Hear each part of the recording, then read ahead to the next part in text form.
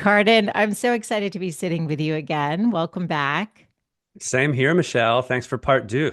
Part deux. Yes, here we go. Part two, my friends. I hope you listened to the first episode, but in case you didn't get a chance or don't get a chance, I was thinking, Karden, let's just kind of start with the foundation, which is just a definition of nervous system dysregulation, I guess, versus regulation, because that's kind of where That's where people we'd need like to to be, understand. right? Yeah. We want to be with regulation, of course, but yes. So we'll cover both of this in the same moment, which is really to just ask the question, what is the purpose of your brain and nervous system? And the purpose of your brain and nervous system is to keep you alive and safe. Like that's its foundational purpose. And so even though we're this incredibly evolved creature that's capable of putting a man on the moon and creating a Mona Lisa and things like that, the brain, kind of chassis that we're built on had one job. Is this safe or is this dangerous? And then through millions of years of evolution, it developed strategies for protecting us when it considers situations to be unsafe or dangerous. Many of your listeners will know the classic fight or flight response, right? Yes. So I'm not going to get into all the responses right now, but we do know that when we're in a situation that's unsafe, our brain is going to tell our body to start doing all sorts of things. It might elevate our heart rate. It might make us have to go to the bathroom or feel nauseous. Believe it or not, in acute situations of danger, it's going to increase platelet count in your blood in anticipation of getting cut or wounded to staunch the flow before you get hurt, because that was Wow. very common in our earlier evolution. It's going to do things like tense muscles or dilate pupils. There's everything that happens in the body is being perpetually directed by the brain's opinion about safety. And just so that everyone here listen is really getting this, it's not just lions and tigers and robbers and war. Um, if you are going to speak in public, which makes me think of one of my favorite, by the way, Seinfeld bits. He says that the number one fear among human beings is speaking in public. The second one is death, which means that at a funeral, most people rather be in the casket than giving the eulogy, right? So God. if you fall into one of those people that's afraid of public speaking, that's not a life-threatening situation, but your brain, because of past conditioning, maybe you were made fun of in sixth grade when you asked a silly question, who knows, has registered speaking in public as dangerous. And it doesn't know the difference between socially dangerous, like you're going to get made fun of, or mortal danger, like you're going to get eaten. And what does it do? Your heart rate increases. You could get nauseous. People's throats constrict, right? People start sweating.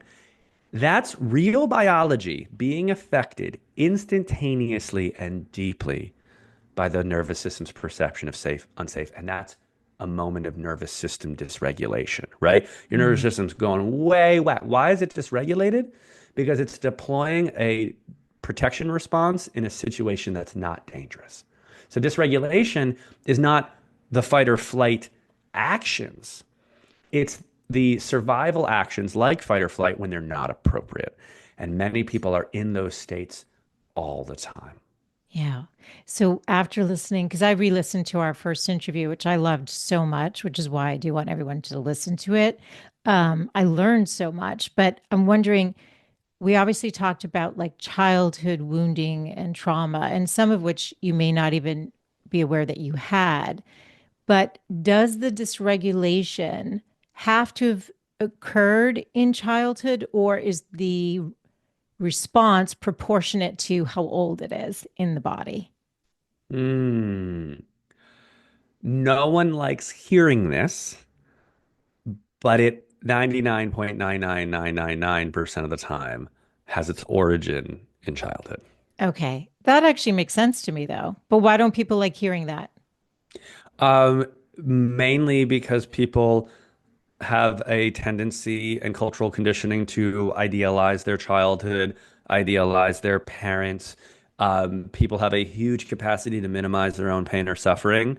The classic of like, sure, my dad spanked us or whacked us now and then, but he was just trying to teach us how to be good men, right? It's like, oh, well, That's a nice opinion. When's the last time you saw a 4-year-old boy who got hit take that as instruction on how to be a good man? Or is he just freaking terrified and sad that the person who was supposed to love him hurt him? Mm, All right. 100%. So I Yeah. didn't mean to go Yeah. right for it, but that's No, like, no, that's a you good know, example. Yeah. or more mom just wanted us to be healthy. So that's why she controlled our eating or always like commented on our weight. Or mom just wanted us to like, be attractive. Like what? Like what? No. As a little as a young woman or young girl, all you're hearing is my mom rejects me. My mom doesn't love me. My mom doesn't think I'm good enough. So we tend to really uh, both intentionally, like consciously, but also unconsciously deny or minimize childhood suffering. Yeah. Well, let me ask you, because I'm curious also. This is obviously very personal work, it's deep work. We need to learn how to self regulate or upregulate, a word that I've seen you use too, right? Is it upregulate? Is It that? depends. Regulation, if someone is in a sympathetic dominant state, which is Yes. could be defined as hypervigilance, anxious, overthinking. It's actually defined by kind of more of a functional fight-like energy. It's a very high vibration survival energy. Those folks need a combination of skills that teach them over time how to downregulate and um, enter what we call a window of tolerance, where Okay. they don't have to be buzzing and hyperactive to feel quote unquote okay.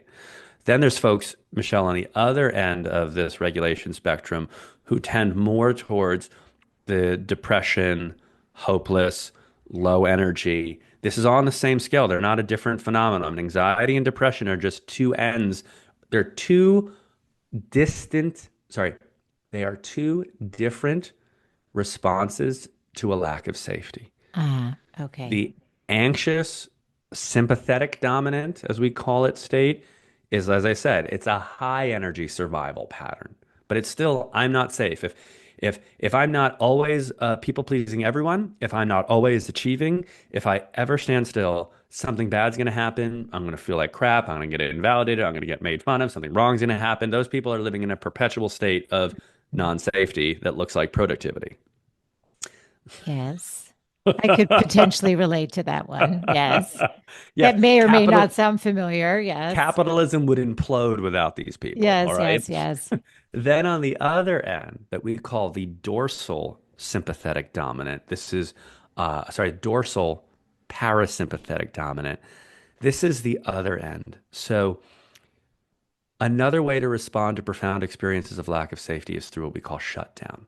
The most classic example of this is when someone faints when they're about to get blood drawn. Okay. That is the brain and nervous system, for whatever reason in that particular situation, feeling scared, determining that they can't punch the doctor in the face, they can't run away, but they're actually terrified, and their body uses this dorsal vagal pathway and they pass out. Mm, It's the go limp, it's the possum response. mm. It's a very good survival response, by the way. Yes. People who tend towards depression and the low energy states, they're stuck in a dorsal parasympathetic dominant survival response that looks like lack of energy as opposed to over energy. Mm. And those folks need what you labeled a few minutes ago. They need nervous system therapies that not only create safety but teach their nervous system how to upregulate. They need to go up, not down. I see. Okay, that actually, I love that and understanding that.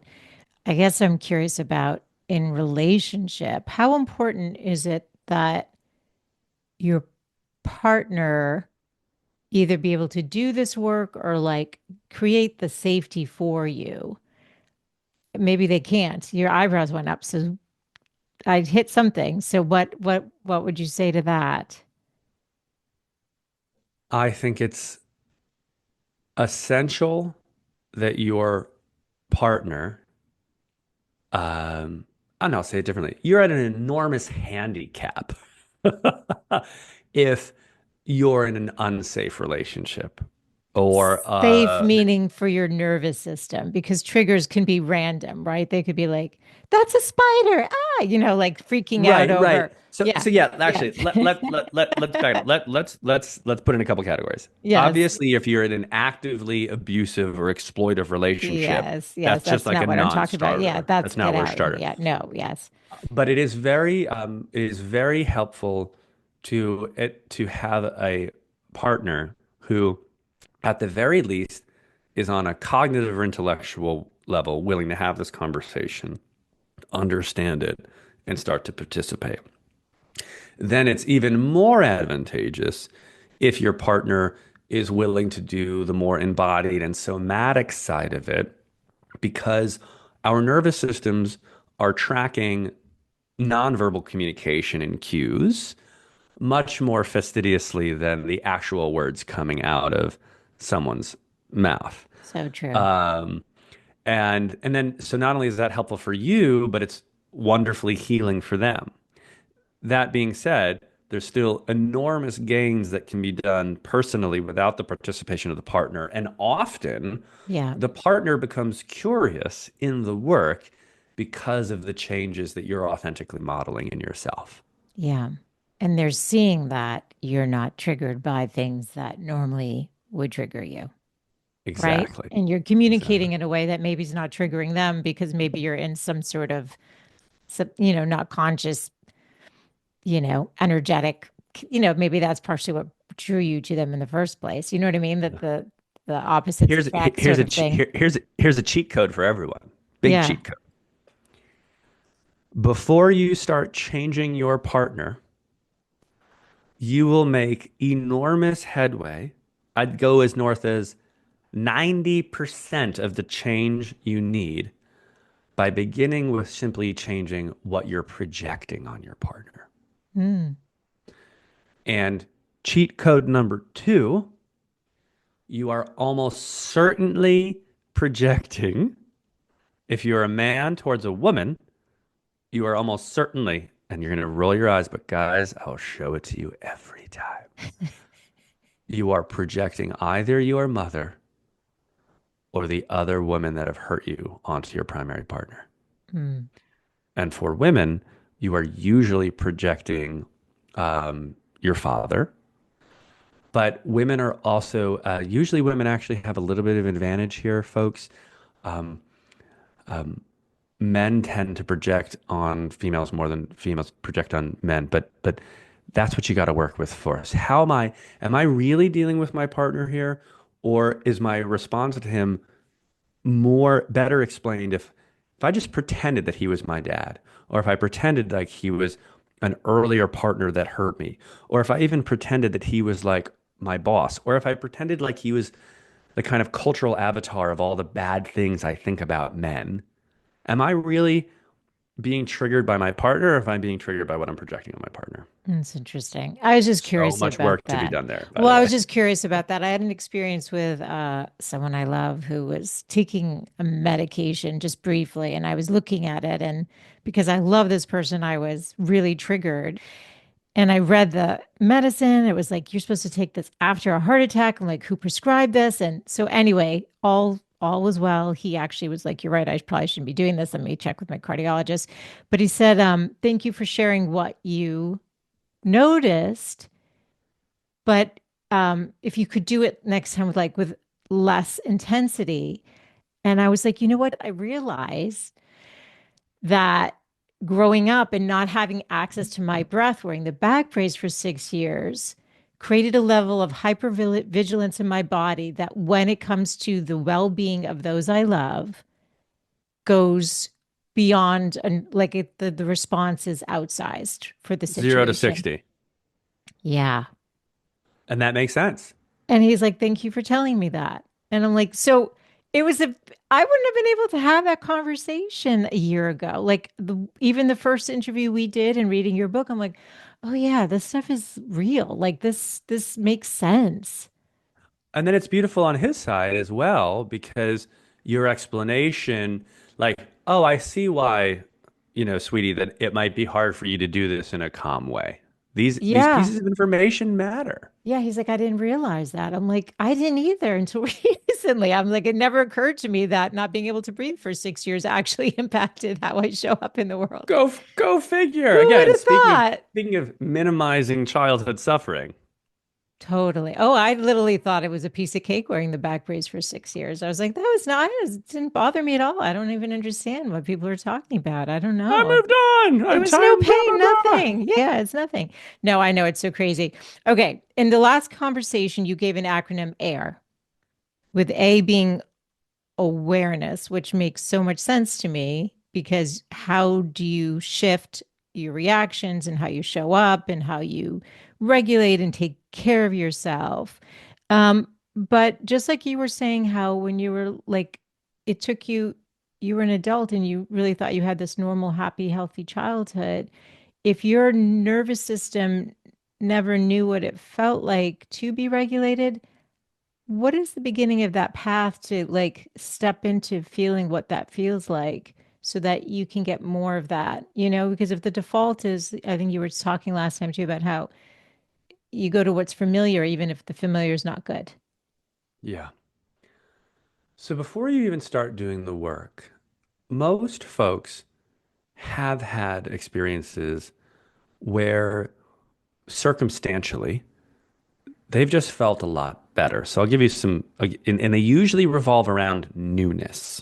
Okay. So um, a lot of folks will have memories of maybe the first time they traveled abroad.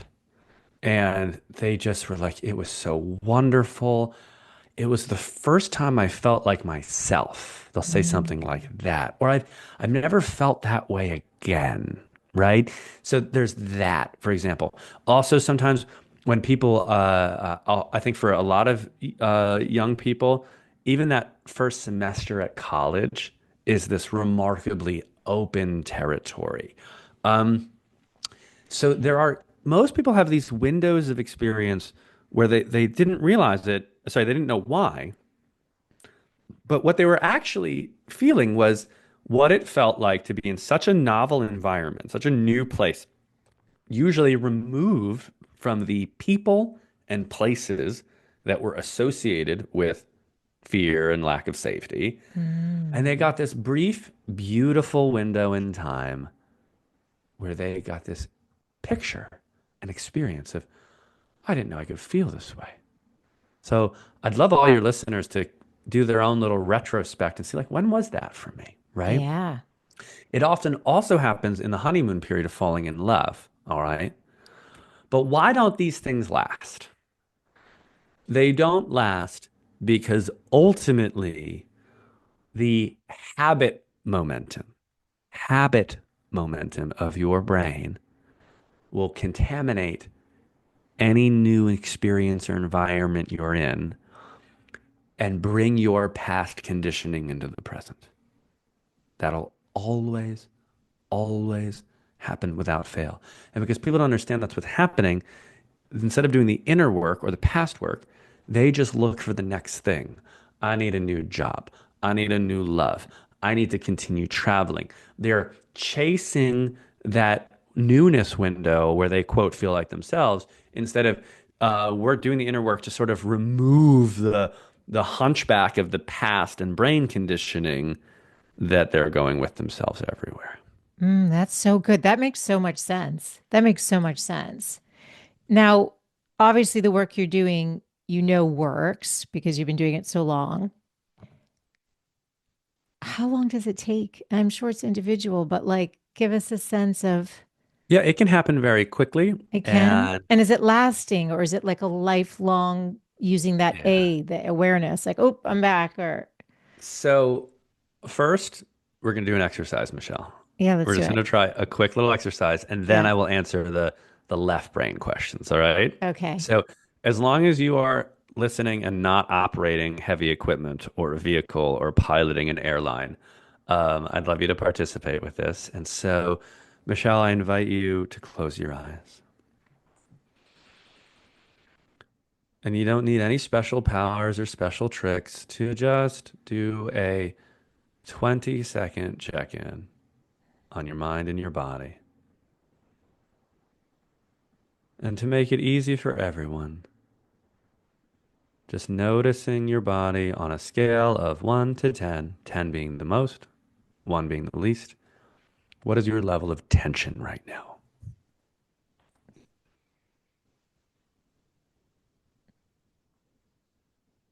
And then on the same scale of 1 to 10, how would you rate the feeling of stress in your body? Is it like you're in the middle of a workday with 150 emails, or is it like it's the weekend? It's chiller. And last but not least, I really want you to notice the area around your chest and your heart, a sense of the restriction or openness there, whether it's easy to breathe or not easy to breathe. And remember that. And now we're going to do a little experiment in how fast or slow, we'll see, the nervous system can shift. And so I want everyone on the call, I'm going to be unkind here, I'm sorry, to think about the last time they were running late for an appointment, for a flight, for anything. And allow yourself for 30 seconds to see, hear, feel, smell, and taste that moment. Half your attention is on remembering, and half your attention is on how the body responds to reimagining being late. Keep at it. What happens in your chest, your heart, and your breath? What happened to the tension level?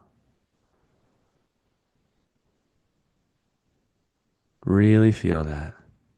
So, this is your biology responding instantly to your neurology simply through imagination. Now, give yourself a quick little shake, and then let's go into round 2 real quick, noticing the body. And all I want you to do is to bring to mind the face of a pet or a person that is alive, pet or person that is alive, that you feel that you can always count on.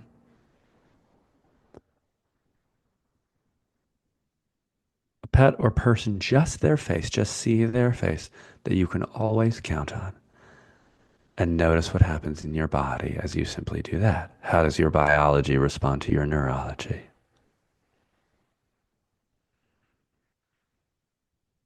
And take a deep breath, let it out with a sigh, and come back.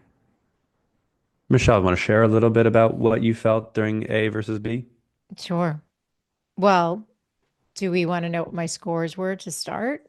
Yeah, give it a come on. That's great. Okay, so in terms of like the tension, I would say it was everything was tight because I think that's probably how I I operate, clenched jaw, all of that, except the my heart was open because I'm doing my interview and I'm sitting with you.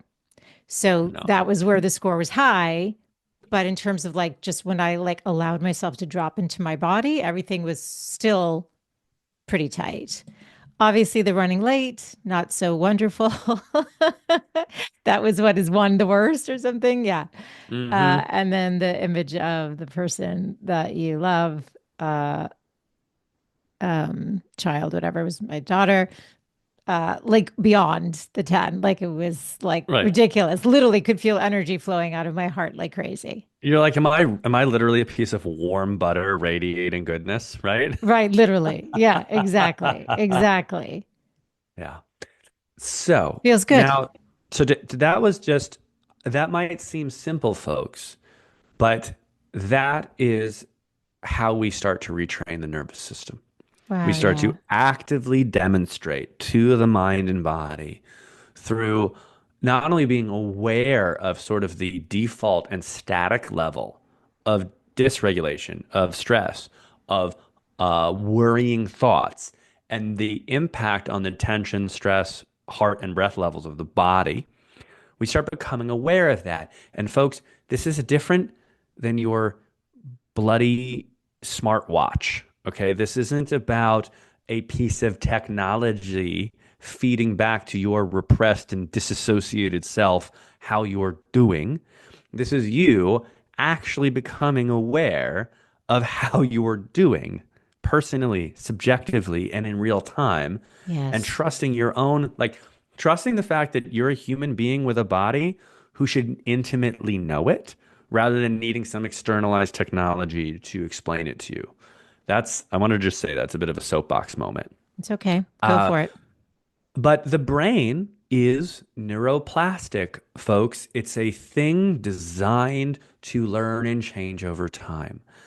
And what it takes to sustain any kind of neuroplastic change is practice, consistency, as well as I like to use the word intensity. What does this mean? Your brain can learn a trick through practicing it 1,000 times, or it can learn a trick through one horrifying thing happening once, right? People don't need to get into 100 car accidents to get PTSD from a car accident. They just need one overwhelming, terrifyingly intense thing, and then their brains learned a new trick, right? Yeah. So, Hardwired in for however long. Yeah. right. Now, it can be unwired because it is that plastic. And so, nervous system regulation, as we teach it, is this process of awareness, interruption, and redesign in an ongoing way where you start teaching your brain and body new tricks. And the nice thing is, if you've ever, if your house has been a mess for a while and you clean up one room or paint one room, what happens when you walk into the other rooms that haven't been painted or cleaned up, Michelle? It stresses you out. It stresses you out and you start noticing it like Yeah. You're all the like, time. oh, yeah. Ah! Yeah. It's weighing me down. Yeah. So as you practice nervous system medicine and you experience what it's like to be regulated, what it's like to feel safe in your body, what it's like to feel alive and happy instead of alive and stressed, you start to be like, "Oh my God, this version of my body and self, God, I like that better." And then you start to notice it when you don't feel that way, and you become this self-correcting mechanism.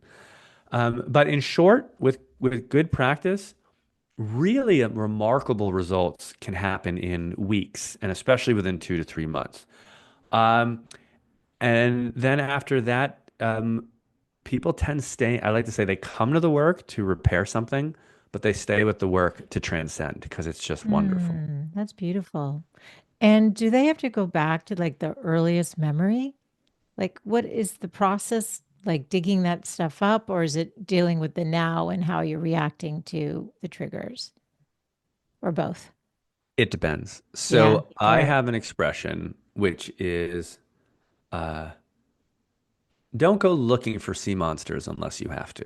Mm, Right? yeah, So if you're doing the work of nervous system regulation, let's say you're doing certain styles of breath work. Let's say you're doing the exercise that I led you is a small exercise called pendulation. Let's say you're doing things for guided awareness of your body.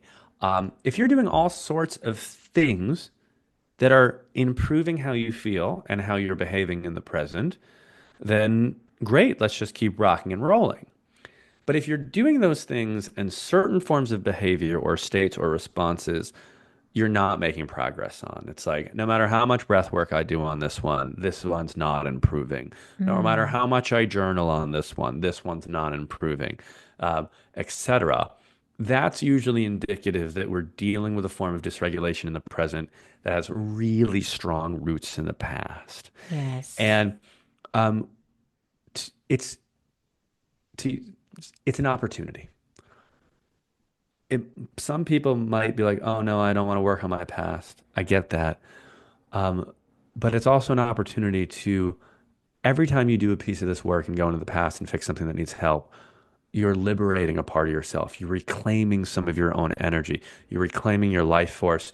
And you then find that doing some corrective work from the past then solves the problem that you were experiencing in the present. So it's a yes and. Don't think of this as some colossal mission to repair everything that happened in your past. That's not the case. Mm. But do understand that if things are not being effective in the present and you've been doing the work, it probably means you may need some support in doing some more therapeutic work related to your past. Yeah, the word that I was like thinking is unburdening, right? Hmm. Unburdening, the lifting of all that. Like you said, it creates more space and energy. That makes sense. Like, who doesn't want that? Oh, it's the best. And usually the things that who doesn't want that? Everyone wants it, but usually the two things uh, disguising that one is simply not knowing, like it's repressed or disassociated, or they're just so used to weighing 10,000 pounds. They're like, "What do you mean?" Like Right. it's like asking the fish how's the water. They just They're don't in have it. enough space from it. They're in Yeah. it. Yeah. And the second is fear, because we repressed it and disassociated it in the first place for a reason, Michelle, right? Yeah, of Because it course. hurt. Yeah, It it's was a painful. lot. Yeah. And so it does take some courage to do the work. But when you realize like it's the courage to rescue yourself, that's pretty cool. Yeah. That's a mission of a lifetime that's worth undertaking, right? And hopefully it won't take a lifetime. Okay. We touched very briefly on autoimmune disease. And one of your posts was like, I'm not a fan of functional medicine. I was like, oh, this is interesting. I want to go here with Karden. I really do. And in your newsletter from today, it says whether you've been diagnosed with, and you'll have to, I don't know what ME is, ME slash Um, CFS. it's the same diagnosis. Okay, which is what? What is CFS? CFS is chronic fatigue syndrome. That's what okay. Just because it's acronyms, we'll give it to them. Fibromyalgia, POTS, Lyme, long COVID, and struggle with numerous chronic symptoms. You want your life back. So in the newsletter, you're talking about how nervous system can be the way there, and that if you've not had healing from the traditional methods, this is really kind of the heart of it. So help us understand the connection of nervous system to these autoimmune conditions. Got it. So let's try a couple different ways. Yeah, and feel free to use a client example or even Jen, because I know you're co-author. Yeah, You yeah. helped her Well, heal, right? Yeah. yeah. We'll get to. We need folks need to start with is what's happening on the outside is happening on the inside. So if let's say you're an anxious person, if you're an anxious person, you would likely be aware of, or at least be willing to admit that on the mental level, cognitively, you're always thinking, right? And you might even be willing to like that you're kind of buzzing and vibrating all the time, right? You may also be willing to admit that you tend to spook or snap easily, right? In an external form of behavior that you have a shorter temper for your kids, you just go ha to like little things, Mm. right?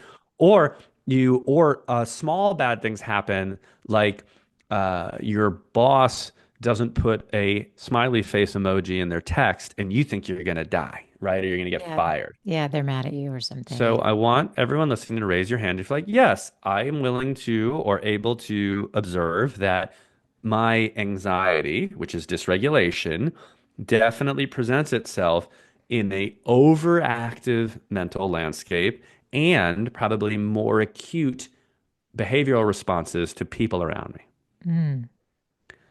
And I'm here to tell you that your immune system and cells are doing the same thing. Mm. Do not pretend for an instant that the externalized forms of behavior that you contract to dysregulation literally are not having the exact same fucking effect at a cellular level. Okay. All right. If Yeah. you are anxious, then your internal environment is basically Buzzing awash too. in It's fear and buzzing too. reactivity. Yeah. Okay. So Hmm. then when a small food irritant like gluten, right, or dairy or something else that to a regulated person has no effect on them, Your body, because it's already in some kind of dysregulated survival response, starts having disproportionate responses to benign stimuli in your own body, ranging from allergies to food. Hmm. You name it. All right. Also, if you're in a state of fear and survival, we know instantly, this is one of the most universally things researched in stress, is that your inflammatory markers go up. Hmm. Like And if through you're, blood work, like if you're doing your yeah, blood like work, through blood work. labs. Exactly. Yeah. Okay. Exactly. Yeah. Yeah. Yeah. Yeah. Right. Yeah. Now, here's where I differ from the functional medicine people. Though in the last 2 years, they're all playing catch up hard right now because they're seeing like just the black hole that they were in by not acknowledging the nervous system. All right. So most of them, many of them are now coming up to snuff to a certain degree. But that functional medicine doctor would have looked into your blood if you were having like an adverse reaction and been like, "Oh, your mold levels are high and your inflammatory levels are high," and they would create a one-to-one relationship between, "Oh, it's the stimulus, it's the thing in your blood, it's the diet, it's the diet you're on that's causing this response. So now we're going to clean up your diet. You're going to become perfect, right? And that should make you better." Mm. Now, if it doesn't, when you go back to the doctor, they are going to blame the breadcrumb you accidentally inhaled when were like asleep on the couch as the reason why you're not better. All right. Yeah. But that's bullshit. They're never asking, why is this person's blood responding like this and not this other person's blood? Jen, when she was deeply, deeply sick, she's my business partner. Her and her husband both went to the functional medicine doctor and got tested. His levels of mold and Epstein-Barr virus were higher than hers, and he had no symptoms. Higher than hers, and had no symptoms. And her functional medicine doctor was honest enough to say, "I can't explain this. I never test people that are well." Got it. So he wouldn't have gone in. So her symptoms were looking like what? Just to Oh, since she was horrendously sick. Chronic fatigue syndrome, postural orthostatic tachycardia syndrome. Her heart was all over the place. She was literally bedbound, not just housebound, bedbound for over 9 months. Couldn't handle auditory or visual stimulus. She basically ran a fever of 101 for like 6 months uninterrupted. Her nervous system had fully gone into um, like a very chaotic survival mode, and then this constellation of symptoms showed up. Hmm. She did everything under the sun. But I want to track back to where we were originally starting. If your brain and nervous system have been in an acute chronic state, or even just mild chronic state of some form of survival, either actively in that sympathetic dominant fight flight style response, or in more of the depressed shutdown response, its capacity to properly direct your immune system and your biology in general to take care of you, to fight off viruses, to react appropriately to mildly irritating stimuli like mold or allergens or etc., becomes completely compromised and fried. Also, when you are in a chronic state of stress or in a heightened survival state, it shows over and over again that the circuits in your brain related to pain go on fire. So Mm. you have much fibromyalgia and other chronic pain responses are due to a nervous system stuck in fear. So from where we work with folks is we start always with what is the state of this person's nervous system? Because you can do, as many of your listeners know, you can do every functional medicine protocol under the sun, every diet, and every piece of PT in the world. And for many of them, it hasn't helped much. Is It that what hasn't helped happened with much. Jen? I didn't mean to interrupt, but is that what happened with Jen? She tried it all and nothing Oh happened? man, she tried it all. And she was also, Jen was um, going to physiotherapy school in London at the time. So she had access to some of the best physicians, physiotherapists, and folks in the city. And she was trying graded exercise. She was trying functional medicine. She was trying blood transfusion. She was trying osteopathy. Like she was spending just treasure upon treasure on this. and almost nothing was moving the needle.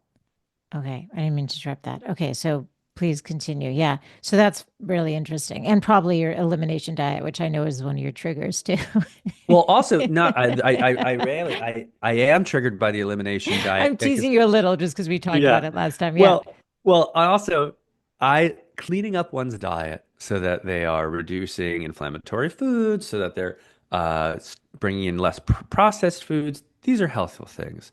But when people start developing basically fear towards food, Yeah. that's extremely dysregulating. And over time, not only leads to orthorexia, but it usually leads to people having an ever smaller amount of foods they can eat without adverse reactions. Yes. It's literally like becomes a vicious cycle of like more elimination. Exactly. And that's what you've seen with your clients. That's part of it, right? That's what's frustrating to you. It's like you're seeing it from a lens that you're saying these doctors are functional medicine doctors are catching up to, but hasn't been their normal protocol to be looking at. But Correct. No, it with hasn't. nervous system regulation, you can actually heal these things. Oh yeah, we have, I mean, one of the most pleasurable kinds of recovery stories or testimonials that we get is folks talking about how they are ex basically eating whatever they want again. And it's just they like almost like a piece of cake is not going to bloat them for 2 days and ruin their lives. So as yeah, guys, here's another thing. Everyone talks about the brain gut connection. People love talking about the brain gut connection. They love it, they love it, they love it. But they only talk about it one way. They talk about how your microbiome affects your brain. And Yes. there's truth to that. But how about how your brain affects your gut, yo? And what are the examples of this? As I said, let's go back to the public speaking thing, right? What is one of the first parts of the body that tends to respond to stress or fear? The gut. Oh my You God. get Yeah. My nauseous. You stomach might have to pee hurts. yourself. My Right. stomach hurts. Oh my God, I Yeah. have to go to the bathroom. Or there are some people who get so freaked out by certain things that they vomit before they do them. There are people who vomit before they public speak or act like they're just like, nope, that's one of the things they do.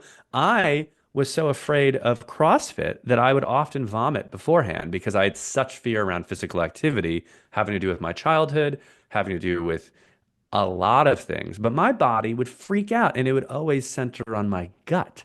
Wow. So if you actually pay attention, you'll realize that your brain is constantly impacting your gut and you're not paying any attention to that. So people can literally heal these things. Like you even mentioned lupus before, I think. Is that right? I mean, can people Yeah, it's reverse? really if you visit our website at somiainternational.com, we have success stories and a woman named Amy Louisa who's just one of the most radiant creatures. She had lupus and mixed connective tissue disease for 20 years. And one of the most wondrous things was that a couple months after after completing our program, not only was she in complete remission, but she got a letter from her doctor um, explaining that she was in complete remission, that he'd never seen it before. I mean, this is why when I was looking at your post, I'm like, I think just it always seems to come back to this and it makes sense because we can't just always treat the symptoms without doing, we can't ignore the body. So help us with, actually, I'm going to ask clenching, grinding, anything you can do. That's what we're doing at night when we're sleeping. So that's like our nervous system, like dysregulated while we sleep and just like, do you have anything for Yeah, that? so clenching grinding is a very primary form of emotional repression and nervous system dysregulation.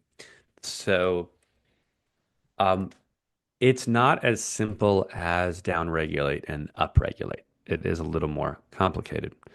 Um, I will characterize it like this. During the day, people that grind tend to have enough conscious awareness to inhibit the grinding During the day, yes. during the day. Okay. But the grinding still wants to happen. We'll talk about what that means in a second.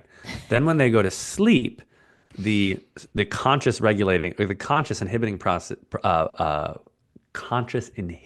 process goes bye-bye. And let's just say you're irritated, angry, inner animal gets to just while you're Yeah. sleeping. Yeah, yeah. So, in our work, the way we would guide someone to work with that is built up sympathetic energy, fight energy, doesn't respond well for long to being calmed down. It needs to be discharged. It needs to be expressed in a functional and healthful way. And then it will naturally downregulate. So, an example of this that most people can relate to is that if you've been in a fight with your spouse or family member, whoever, you can't downregulate, quote, calm down in the middle of the fight. At best, you can have this moment you're like, you know what? I just need a break. And you go for like a steamy walk. You know what I mean? And you blow off some steam in your head, you walk, you call a friend, you might hit some shit. That is your nervous system naturally doing the sympathetic discharge that it wants to do so that you can then come back and have a perhaps reasonably connected, rational conversation. Yeah. When it comes to our direct physiology, like our jaw, we are usually dealing with unexpressed actions of fight, anger, and boundary making. And we would guide people through exercises that have them feel in that part of their body beyond just my jaw is tight, to get into elements of what emotions might be going on in that jaw. We also might be able to tune someone into the survival response happening in that jaw and um, allowing and supporting them and finding ways, literally from exercise through therapy to therapeutic writing, to specifically tune into the jaw as if it was like an instrument that wanted to play, Oh, that's beautiful. Yeah. Interesting. and then let it very viscerally express. Like when I talk about therapeutic journaling, it's not no no no no no no no. It's you're holding the pen kind of like it's a dagger, you know? And the jaw's like, I'm so effing tired of X, Y, and Z. I'm always taking care of everyone else, and no one's taking care of me. And my husband did that damn thing again. My child is totally ungrateful. It's these things that we deny or try to calm down or rationalize are the things grinding our muscles and our jaws into dust, Michelle. Yeah. And they don't need to be expressed at the people because they aren't the truth. They are a truth. We love our husband and they irritate the hell out of us. We live for our kids and they can be totally snotty and ungrateful and we want to just throw them out a window sometimes, you know? What we teach people is it is important to honor the reality of those feelings in your body and move them in a healthful way, like onto paper or at the gym, but they have to be connected. It's not just I go to the gym to blow off steam. No, you need to connect to the parts of your body that are stuck and let them blow off steam. Mm. And then you're retraining. This is part of nervous system regulation. You're retraining your brain and body that when you have a feeling like resentment or um, anger, that it has a pathway out and doesn't have to be restrained into your jaw or like men into their chest so they have heart attacks at 54 Ah, yes. or your hips. Every single person who comes to a yoga class, can we do some hip openers? The relationship between the hip and the jaw and anger is just epic. And instead of stretching it out, disassociated from its emotional core, the goal is to actually find the emotional core and express it. And then your hips are going to relax. Yeah. I think I've been doing this since I've been in the brace, though. Well, yeah, well, but remember, sorry, I think we talked about this. How does an animal respond to being immobilized? Does it cower? I don't know. Immobilized, or you're saying it like he's in the Trapped, trap? Oh, it wrapped. goes Like nuts. It if you, goes yeah, they go, nuts. it goes nuts, Yeah. right? Yeah. It Yeah. gets terrified and angry and it'll snap Yeah. and Go bite, crazy. Yeah. right? So you remember in the older parts of your brain, especially the um, neuromuscular parts of your brain, that's Mm. still mostly animal anatomy. Okay. So when your body is immobilized, part of your animal self is freaking out like that animal. It Yeah. wants to It needs an outlet. bust free, Yeah. right? Yeah. It needs an outlet. And so I think we did allude to this in the last session. And this is why I'd really encourage you to work with a somatic experiencing practitioner or someone who really knows about the traumatic and emotional sides of fascial work, because there are still parts of that brain and that neuromusculature that have echoes or memories of being trapped, Yeah. and parts of it are still having an experience themselves as trapped, and Yeah, that can it's be interesting. reworked. And a lot of people clench and grind, which is the only reason I mentioned it, not specifically to me. But I think as you said that, I'm like, yeah, there's probably like an old patterning. So that's helpful. Women who can't shut it off, like they always are on daily practice, anything they can do to just like relax, give themselves permission to relax. You're talking to an audience of all Hmm. women here who are just smart, committed doers, they care about their people, and I think sometimes they can't shut off. Yeah. So I would offer maybe a three-part solution. And we're not going to go into detail, but maybe we will another time. The first is y'all do have a huge amount of responsibility, right? So let's be real about that. And so rather than just trying to be Zen,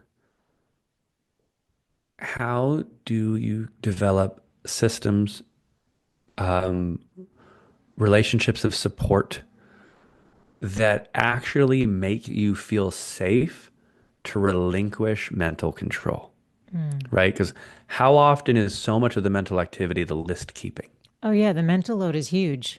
right? Yeah, yeah, And so, for example, I think his name is David Allen, The Art of Stress-Free Productivity. His book is called Getting Things Done, The Art of Stress-Free Productivity. It's a great book. It's a classic. And, he says his axiom is that your mind should never have a thought more than once unless you want it to have that thought more than once. So if you're thinking about the grocery list 11 times, his argument is you're using your brain wrong, right? yeah. Hmm. And so he supports people in creating externalized systems to relieve their own mind body of being the tracking mechanism, right? Yeah, So that's number one, because you could actually coach your brain to stop tracking things. But if you deep down inside don't trust the system you're using or the people around you to track it, yeah. then you're not going to let it go. No, you won't. No. So I'm going to start with one is external, logistical, structural, better systems with the purpose not of making you more productive, but of making it so that you have to hold on to things less. There's a Yes, difference. yes, I love Okay. that. Yes. Every time you come up with a process to hold something less or automate a process, but then you just fill it with more shit, stop doing that. Okay. Yeah. So that's number one is work on your external processes. David Allen's really good at that. It's old, but Tim Ferriss is the 4 hour work week. These are ways of thinking about that. The second thing is to work on truly doing pleasurable things to your physical body, whether they be massage, self body work, treatments, etc. But you have to do the work of not letting your mind wander off to the next thing while you're getting that massage or getting your nails done or getting your feet done. Especially the Every massage, time, first 30 minutes is like before you even relax. exactly. Yeah. So this is where um, you could. I don't think mindful meditation is the best place to start. I think doing some simple breath work exercises like box breathing, which is Yeah. 4 by 4 by 4 by 4, 4 in, hold for 4, 4 out for 4, hold out for 4. Breath work practices, somatic tracking, right? If you while you're getting your massage, have the dialogue in your head shift from what task do I have to do next, or who do I have to call to your own. You can listen to these on YouTube or on Insight Timer. Like notice the base of your skull and your neck and allow that to soften. Let your attention flow down to your upper shoulders and your upper back. You can be your own if you repurpose your mind to basically being a guide to feel your body, you're not Hmm. only going to focus on your body, but you're going to take away energy that goes into thinking because thinking and focusing are different tasks. So anything that's body centric. Then the last piece of advice that I'll give is, and this takes time and practice. This is kind of some energy work stuff.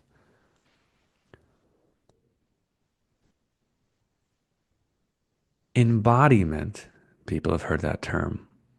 There's a difference between awareness and embodiment, Michelle. Awareness is your ability to report to me that your chest feels constricted or that your heart beats fast. But the way that's actually happening is that it's as if there's a little Michelle that lives in your forehead who's always looking down and sort of reporting on the activities of your body. It's like you live in a little cockpit up in your head. And so I mean this very seriously because of conditioning, culture, and a whole lot of other things. We experience our psychic location of self as in our head. Mm. Whereas a lot of indigenous people experience the psychic location of themselves at their heart. Yes, I knew you were going there. Yes, it's Yeah. beautiful. Yes. And so this is, and people are going to take a while to wrap their mind around this. This is not a phenomenon of awareness. It's a phenomenon of location, to shift, to pull down, to practice literally letting the energy of self drop from your forehead. I joke, get out of the attic and see what it's like to ride the elevator down and imagine what it's like to think, feel, and see and hear from the level of heart as opposed to the Mhm. level of head. And different practitioners try to teach this, but that's the last thing I'll say is that like our long-term goal is to dwell back down in our body so that our psychic location of self is around the heart and we visit the head when we need to, but we live down here. So beautiful. This is a perfect place to end. I know you and Jen are doing, is it going to be a Kripalu, like a retreat? Because this will be coming out in May, it'll be coming out next week. So Yeah. tell us about that, like what, or your heal program, because the more I watch your, like I said, your stuff, the emails come like it just, to me, Mm, it makes sense. This is at the heart of all of our healing. And it's really connecting us back to our body so we aren't walking around just thinking we have, these brains connected to this thing that we carry it on. Well, it needs to be integrated and we need to, yeah, unburden ourselves. I we need like to that. unburden We do. ourselves. We I need to love that unburden language. ourselves. Yeah. Yeah.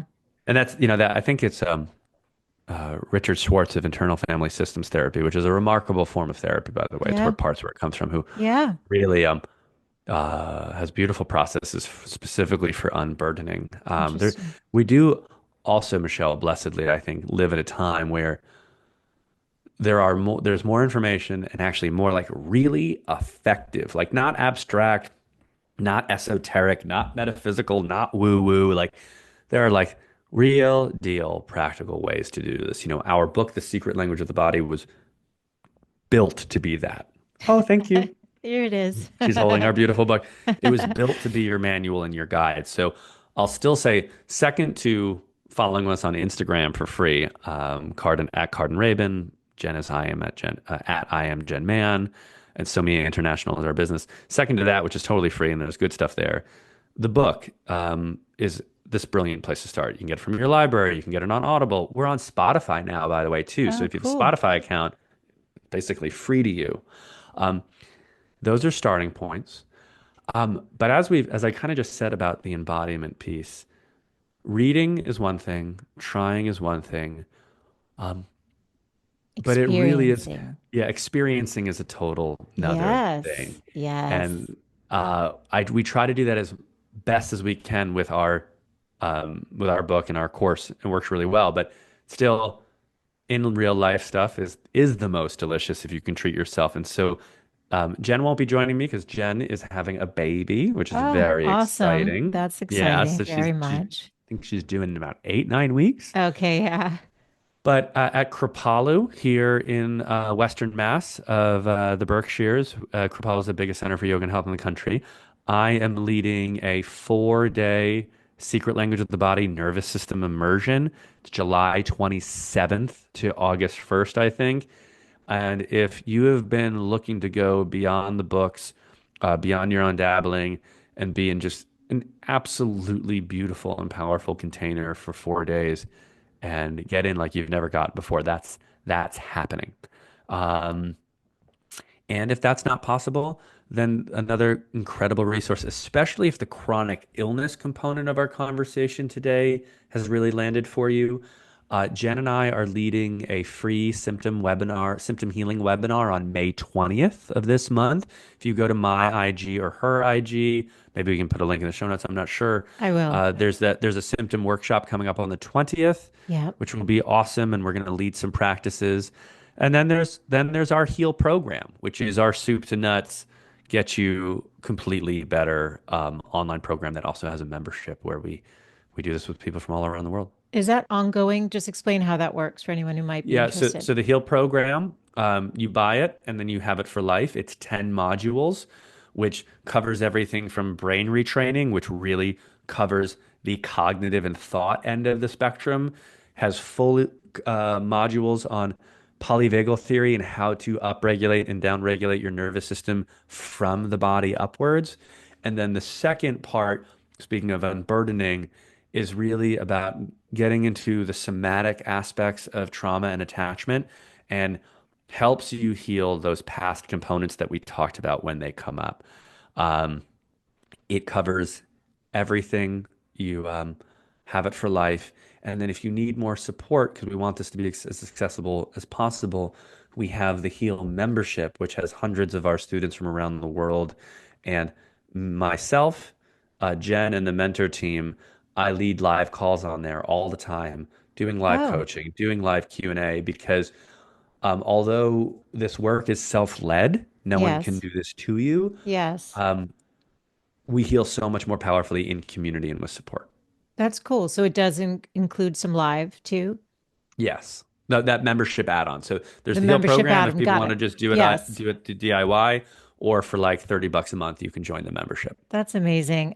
Carden, you have such a beautiful heart. I always learn so much, and I know my audience is going to love this. I do think if you feel like there's been a missing piece to your healing, start here. That's what it feels like to me. Like that's what it is. And all of the show notes are on everybody's podcast player. I say it every week, but I'll remind them. So all the links we talked about in Carden, you should send me the link to that free workshop on the 20th, because I Sure think will. this is coming out whatever a week from Yeah. Wednesday's date is. It'll be before then. So if people want to sign up for that with and all the links that we talked about, we'll do a part three at some point. I'm sure this is it's just great to be with you. I feel more relaxed. Just you have that nice presence and that good like voice to take people into some grounding. So that's nice for them to for people to experience that too. Mm. Oh, Michelle, it's such a pleasure. Such an honor. I love coming back. There will be a part three. I know there Yes. will Yeah, be. maybe we'll bring Jen on for that with Oh, the that would be baby because real. I've never met That would her. be I really know. That nice. would actually be She pretty cool. she's marvelous. So let's get her on the other end of maternity leave. And Yeah, exactly. Yeah. it's funny as you said, if you're looking for that thing that will move the needle, which hasn't, and you mentioned nervous system regulation. The last thing I'll end on is, as I said, we get into this work to repair. People tend to stay to transcend, and so people come to this work usually because they got this very specific problem, like they have chronic fatigue syndrome, they have intense pain, they've got trauma responses that everything else they've tried hasn't been working, and they do this work, and that opens up, and it's amazing. But what's even more amazing is 9 months later, 11 months later, when I get the messages from people who say how it's revolutionized their parenting, right? Or Oh, how they're finally pursuing art or travel or the passion that they were always afraid of doing. So this isn't just about fixing a crisis, although it's amazing for fixing that crisis. It becomes this new platform where every realm of your life, from relationship to self-expression to mothering, you name it, it has a place in this work, or this work has a place in it. And I've never seen, and the only thing that's close to that is sleep, right? Which we may not be getting good sleep anyway. So, or But maybe this helps you get there. Yes. other than sleep, how having it fixes everything and not having it destroys everything, I don't Yes. know anything that comes closer than nervous system regulation for changing people's lives. Absolutely. And like you said, everyone's talking about it now, but you guys have been at this for many, many years. And Holla. yeah, you have. You guys are the OGs there. And so it's good though. It's good that people are talking more about it because it only benefits, people who want to learn and to heal. But like I said, all the show notes, my friends, will be on your podcast player or over at thegoodlifecoach.com. And Carden, love being with you. Always a pleasure. And yes, part trois will come. Part three will Au come revoir. next. Trois is coming next, and we'll invite Jen on, and that'll be a good time. Thank you. Yeah, such a pleasure. Thank you.